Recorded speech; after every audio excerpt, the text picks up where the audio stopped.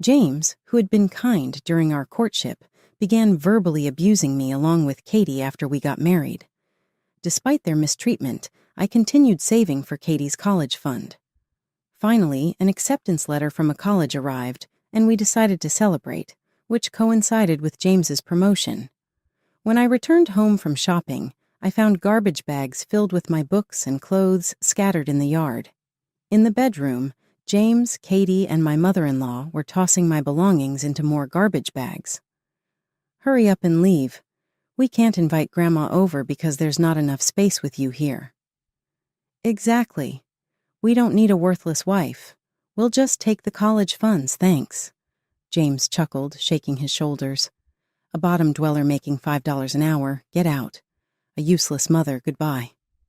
Something inside me snapped then. "I'll leave," I said. I went to the yard, loaded the remaining garbage bags into the car, and sat in the driver's seat with tears of frustration streaming down my face. I bit my lip and vowed in my heart that this would not be the end. I am Diane, a 50-year-old housewife. 10 years ago, I met James, who was 40 at the time, through work, and we quickly became friends. James, with his cheerful and bright demeanor, was captivating to someone as introverted as me. When he proposed, I was taken aback and wondered, am I good enough? During one of our dates, he confided that he had an 8-year-old daughter, Katie. I was surprised to learn he was divorced, but soon grew fond of Katie, who was affectionate and innocent when I met her nervously. Our modest wedding went smoothly, and our married life began happily. However, those happy days didn't last long. I lost my parents to illness during my student years and was raised by my uncle and his wife, who ran a business. After accepting James's proposal, I introduced him to them. With their blessing for our marriage, we then visited James's parents. When my mother-in-law learned I was raised by my uncle and his wife, she seemed clearly displeased. Perhaps because of this, she began making snide remarks towards me. After our wedding, she would often visit unexpectedly to criticize everything. "Diane, there's a hair in the corner of the stairs. The bathroom mirror is dirty. Don't you clean it every day?" she would often scold. "It's outrageous that you work even though you have a small child." These days, everyone works even with small children. I switched to part-time so I could be home when Katie comes back from school, I gently objected. My mother-in-law glared at me. "How dare you defy your mother-in-law, you insolent wife?" I never inquired into their divorce, but I suspect it may have been due to her constant nagging. "Come on, Mom. If we both work, we can save up for Katie's college fund sooner." Over the years, James began to verbally abuse me, much like his mother. "You return from work halfway through the day, and this is the meal you prepare? Don't you care to comfort your tired husband? I apologize, but preparing 3 side dishes daily besides the main course is quite challenging. You simply want to slack off. Everyone else manages it." My mother-in-law, a dedicated full-time homemaker, never relied on store-bought prepared foods and forbade me from doing so as well. Consequently, I squeezed in time to prep meals late at night or on weekends while the family slept. Just when I thought the matter settled, James insisted on bringing homemade lunches to save money, scrutinizing every detail. The lunchbox has frozen food and leftovers as the main dish. You're cutting corners too much. Preparing all these dishes from scratch is challenging. Don't argue. You're the wife. I detest pre-prepared meals. Are you trying to provoke me? James raised his voice. No more frozen or pre-made meals from now on. It's crucial for a wife to prioritize the family's health and prepare meals. Do you want to risk making Katie and me sick? That's unfair. I understand. I'll comply, I conceded. Arguing further would only lead to hours of nagging, so compliance seemed the easier path. It meant sacrificing her own time, but there was no choice. Secretly, I found solace in a hobby that brought me joy. After James and Katie went to bed, I would jot down ideas in a notebook, envisioning what could be. This private pursuit served as a significant stress reliever. As a child, I had received an award for a summer research project, and this was a continuation of that passion. Dealing with criticism wasn't confined to my mother-in-law and James. Initially, Katie appeared sweet and innocent, but as she entered upper elementary school, her behavior turned self-centered. Her mood swings dictated whether she was affectionate or demanded extra pocket money. Sometimes she'd insult me in front of her friends, ignore her, or worse. Navigating Katie's fluctuating moods left me drained. Witnessing James mistreat his wife, Katie began to mimic him, finding amusement in it. It was an adolescent phase, and to Katie, I was merely Dad's companion. Resistance was natural. If Katie wouldn't warm up to me, then I needed to make more effort to connect with her. I strived to empathize with Katie's emotions without harsh reprimands for her misbehavior. Even when faced with insults from Katie, I responded calmly. It's not respectful to speak to someone older than you like that. I consistently attended school events and helped with homework after returning from work. When Katie fell ill, I took her to the hospital and took time off work to care for her. Despite lacking experience in child rearing, I poured my love into raising Katie because she was the child of the man that I loved. I dedicated herself to nurturing Katie, but it seemed my efforts went unnoticed by Katie. As Katie entered high school and needed a lunchbox, I had to face a new challenge. Unlike James's preference for hearty meals, appearance and variety were crucial for a high school girl's lunch. I woke up at 5 a.m. daily, meticulously preparing lunches. Put fried chicken in mine tomorrow. I want a hamburger in mine, they would demand, making it a daunting task. Yet often their lunchboxes returned untouched. "Why didn't you eat your lunch today?" Diane asked. "I felt like pasta suddenly, or I saw bread at the store," they replied casually. "I woke up at 5 to make these. I wish you would at least try them." Hearing this, both quickly turned defensive. "You change your mind too, don't you? Don't act so righteous. It's irritating. A mother should naturally prepare lunches for her children." Katie's harsh tone cut deeper than James's words. "I'm sorry. When I apologized, James chimed in. "Don't act like making lunch is some great feat. You should be thankful we even eat it every day." Enduring their complaints about too many vegetables or the flavor being too intense, being spoken to in this manner was the final straw for me. Instead of anger, I felt a deep sadness. Conversations with Katie and James consistently left me feeling miserable. The promise they made at the start of their marriage to share household chores was quickly abandoned. Even though we both work, you're home by the afternoon. That doesn't count as working. We return in the evening. It's only logical for the person with the most free time to handle chores. I'm not free at all. By the time I finish cleaning and cooking dinner, the night is already over. But my appeals fell on deaf ears. Even on weekends, when I asked for help, James and Katie would either laze around with their phones on the sofa or seclude themselves in their rooms playing video games. It was as if I didn't exist in their line of sight. "Hey, old lady, make me some tea," Katie would demand. "I want coffee. Bring it to the living room. Katie and I are gaming," James would bark. Katie still refused to address me as Mom, sticking with old lady instead. "Could you assist me a bit after dinner? I have a meeting with the Women's Association," Diane finally spoke up. James clicked his tongue irritably. "What? Let us relax on the weekend. Can't you see we're busy gaming? Do you plan to disrupt our parent-child bonding time? Oh, but you're a stranger, so I guess it can't be helped." The word stranger pierced my heart like a blade. "What's with that face? Got a problem?" James threatened. "Who do you think allows you to live in this house? A disposable part-timer like you standing up to me is 100 years too early." Faced with their attacks, I clenched my teeth and suppressed my frustrations. Despite James boasting as a middle manager in a small to medium enterprise, his income wasn't remarkable. He earned more than I did as a part-timer, but that was the extent of it. Perhaps James's dominance stemmed from his control over our finances. Before we married, I had admitted, "I'm not confident in managing finances."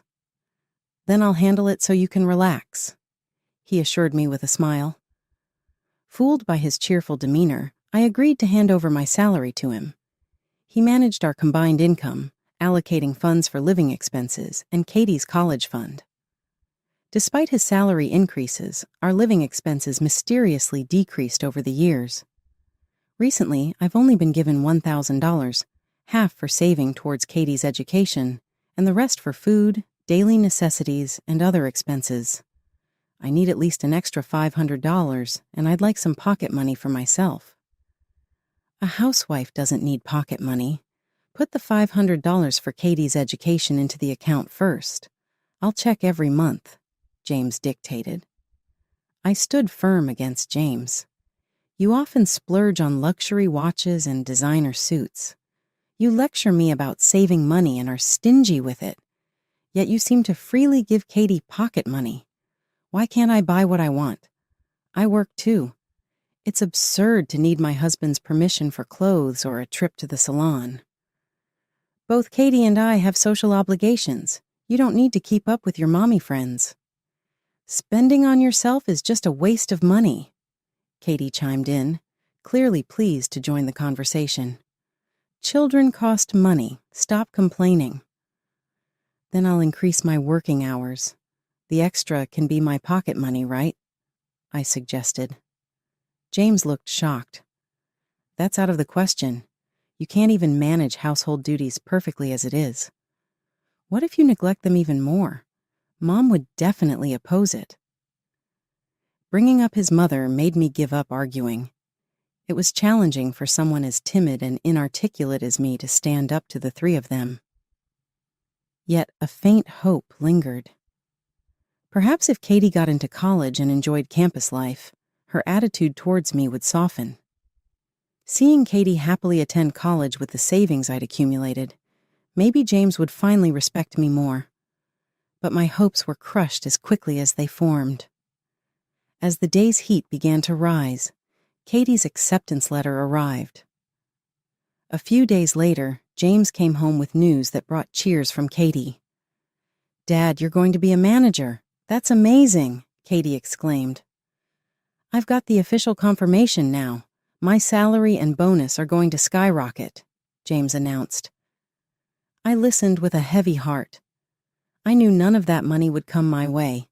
I was certain I'd still be forced to pinch every penny, just like before. "Yay! Buy me a fabulous bag to celebrate," Katie said. "Of course. Let's invite Mom over tomorrow for a celebratory dinner. Diane, prepare a feast. All homemade, of course," James instructed. Watching James and Katie call my mother-in-law, I quietly sighed.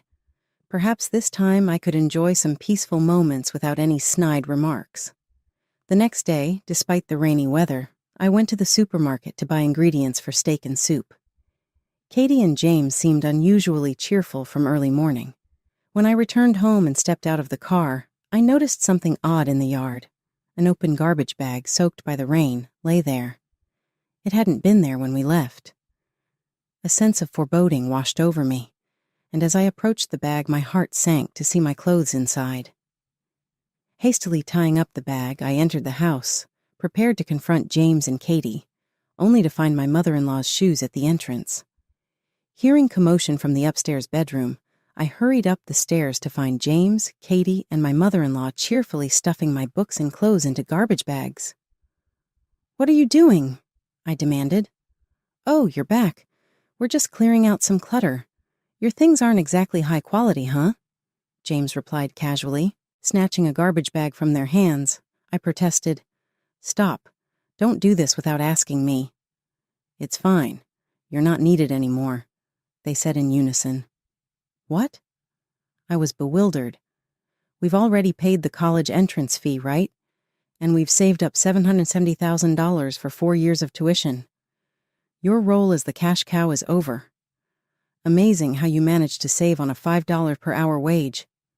James sneered mockingly. It's all thanks to me pushing you to save, James boasted, puffing out his chest. I stared at him in disbelief.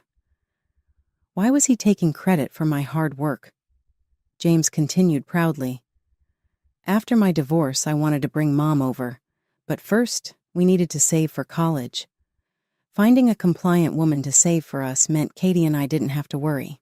You seemed compliant enough, doubling as a housekeeper. But, Dad, you were wrong, Katie pouted. She couldn't even keep the house tidy, and she lectured me even though she's an outsider. Totally useless. My mother-in-law glared at me in agreement.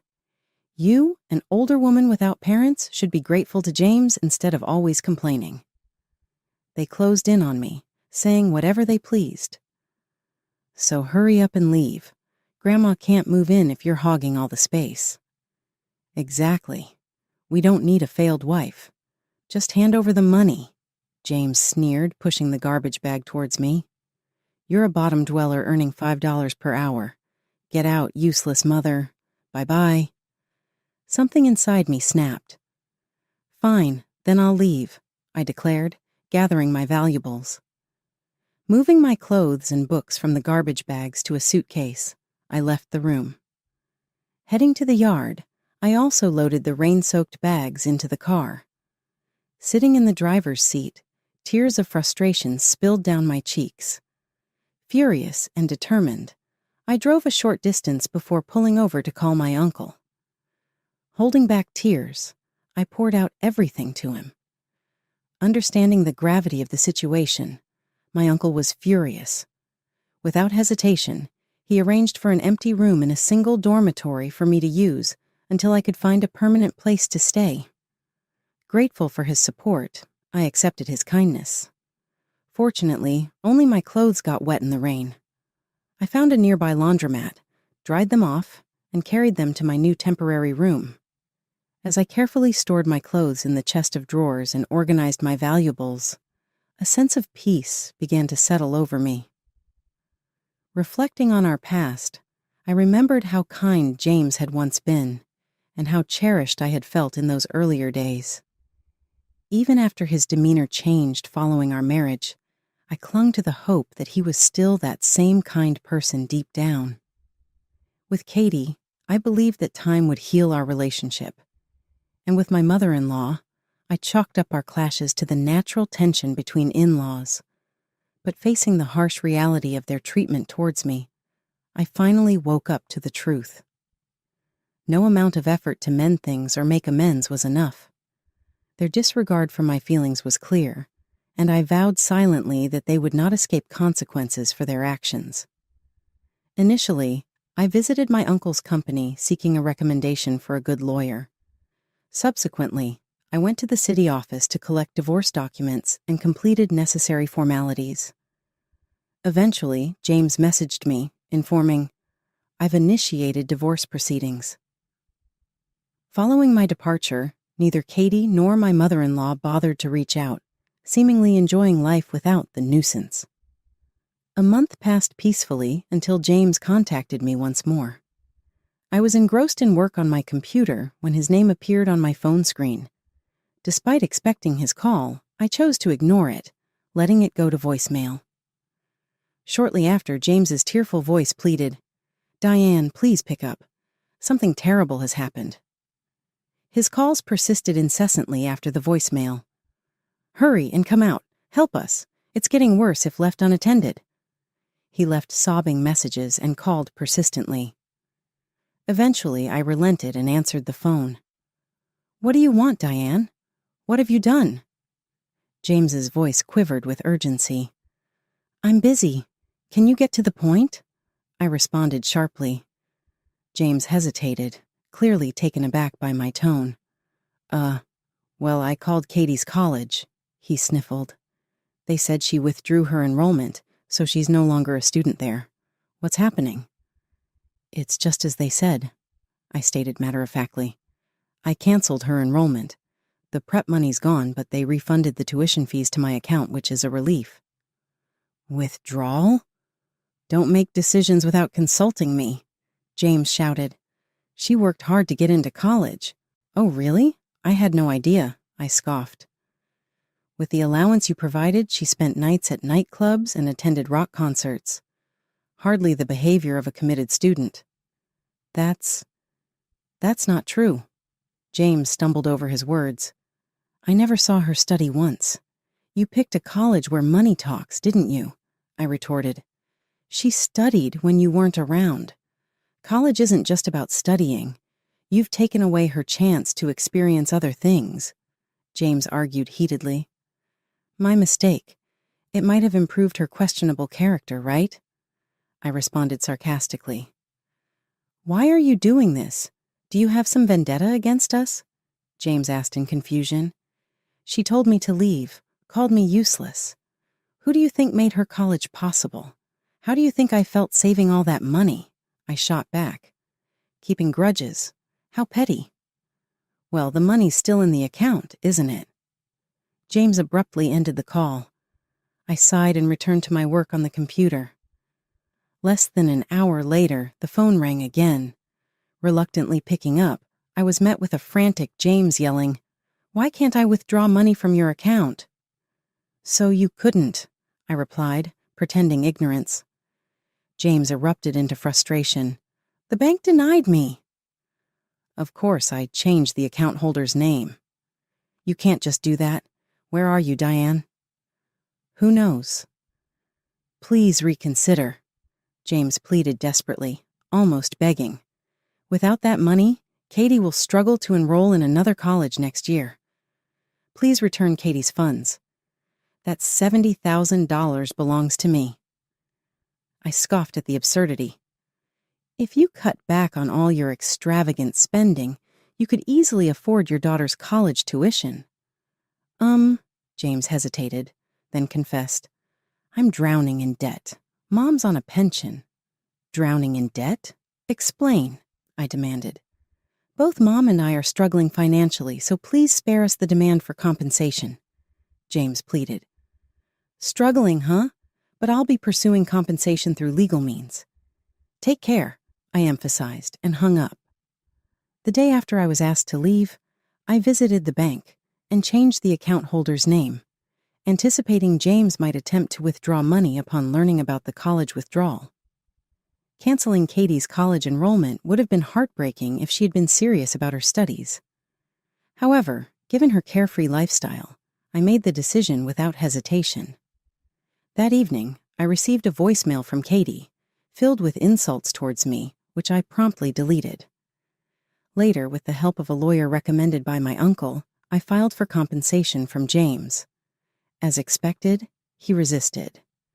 James argued, knowing I'm in financial trouble, demanding compensation is cruel. Why should I pay?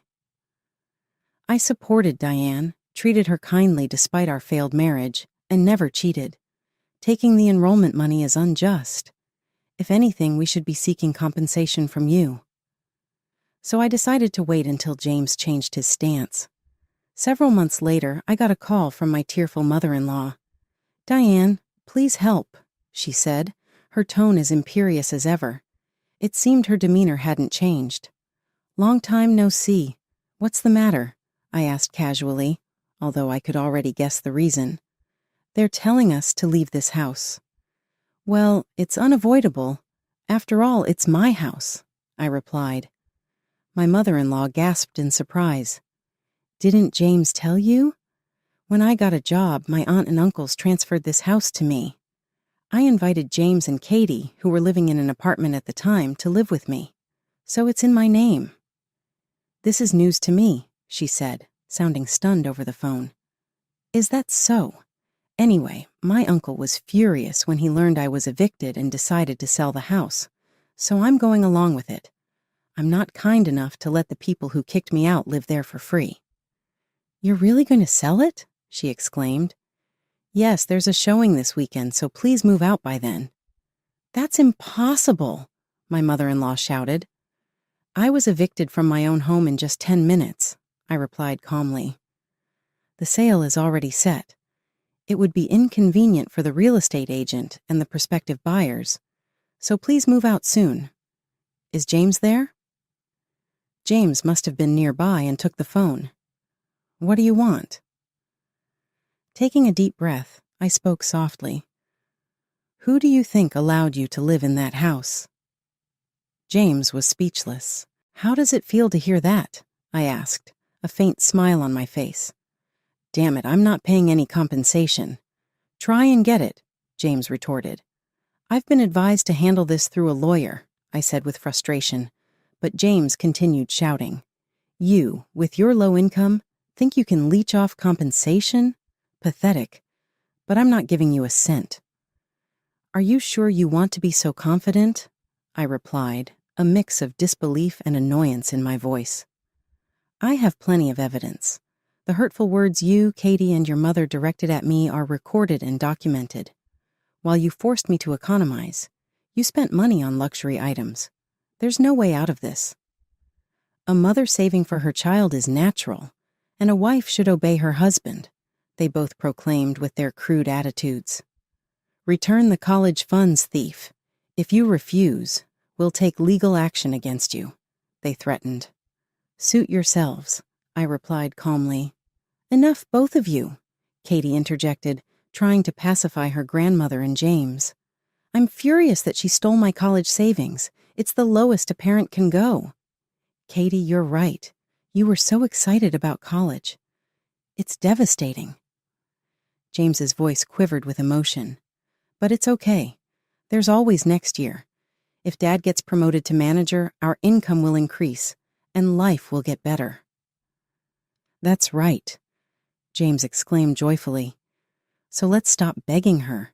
Let's quietly move to an apartment and give up the house. If Katie agrees, my mother-in-law muttered reluctantly. Be thankful for Katie's compassion, I remarked. All right, I'm ending this conversation now. Frustrated, I hung up. The next day I received another call while having coffee at my uncle's company. I knew it was about the same issue. Reluctantly I answered, fearing they might come to the company if ignored. What have you done? James cried, his voice trembling. My promotion was revoked, and I've been demoted from manager to a regular employee, sent to a subcontracting factory. What happened? I sighed deeply. It seemed he still didn't grasp the situation. You know Mason Industries, right? Of course, it's a well-known discount store chain that's expanded internationally. They're also a major client of our company. You've angered their chairman. Huh. James sounded bewildered. He was actually planning to terminate business with your company, but he reconsidered out of respect for me, so your company wouldn't suffer, I emphasized. You should be grateful you weren't fired. I don't even remember meeting the chairman. The chairman of Mason is my uncle. After a moment of silence, James let out a shocked scream. I winced at the noise and moved the phone away from my ear, waiting for it to subside. You should have told me earlier. My uncle introduced himself during our engagement. I was surprised by your lack of attention. James, now composed, suddenly pleaded with me. Please, mediate for me. It's just a small marital disagreement. If I become a regular employee, my salary will decrease, and Katie won't respect me anymore. No, you brought this upon yourself, I responded coldly. Is that all? I'm ending this call. What the hell? Acting all high and mighty when you're just a low-level worker. Just then, someone knocked on the door. Excuse me, President. Oh, I'm sorry. It's fine. I'm about to hang up. I smiled lightly as I disclosed. Oh, I haven't mentioned it yet. I'm actually the president of Mason. Huh? The one with $500 million in annual sales. Specifically, I'm the president of the U.S. branch. James fell silent. I could almost picture his stunned expression. People often become speechless when taken by surprise. That's a poor joke. Weren't you earning $5 an hour not too long ago? The slip of salary you discovered in the bedroom? Look at the date. It's from a decade ago when I initially assisted at my uncle's firm. I clarified. struggling to stifle my laughter. I kept it as a memento. The minimum wage has since exceeded $7. You truly are clueless about America's economic state. James, at a loss for words, soon sneered, "Sitting calmly, but lucky you have a wealthy relative. Even an inadequate mother can become president." "Do you think the title of president is simply handed out because of family ties?" I retorted in frustration. "I've been developing product concepts for a while. Some of them were approved in Mason's strategy sessions and turned into successful products. I earned recognition for those achievements." "You were doing all this behind my back? Do I need your approval for everything?" I sighed, offering context. I pursued business management in college to assist my uncle. A few years ago, upon his request, I began attending board meetings and management workshops. It's the result of my hard work. James fell silent. Katie's college expenses were covered by royalties from a patented stationery product I developed. Otherwise, managing living expenses and savings on my salary alone would have been impossible. "If you have money, then we don't need compensation," my mother-in-law interjected. It seemed James had put the phone on speaker so she and Katie could hear. "I recently learned about property division in divorce, right? You're obliged to give James half of what you make. Grandma knows her stuff." I couldn't help but chuckle at my mother-in-law's confidence. "What's amusing, Mother?" "Property division isn't an obligation but a right each spouse has, so one can choose to waive it." "Huh?" I could almost picture my mother-in-law tilting her head in confusion over the phone. "I'm opting out, so not a cent will go to James. We can take it to court if you like, but I'm confident I'd win." "What? Mom becomes president of Mason and I get nothing? That's so unfair." Katie's disappointed voice rang out. James interjected, "Diane, being the husband of a president means living in luxury. Forget pride. Now's not the time." My mother-in-law insisted. "James agrees, right? Diane, I apologize for everything. Let's start anew. I won't treat you like a maid anymore. Mom, I won't call you worthless again. Please come back. I want a high-rise condo for our next home." Faced with their audacious demands, my laughter turned to disbelief. "I can earn well on my own. I don't need an incompetent husband."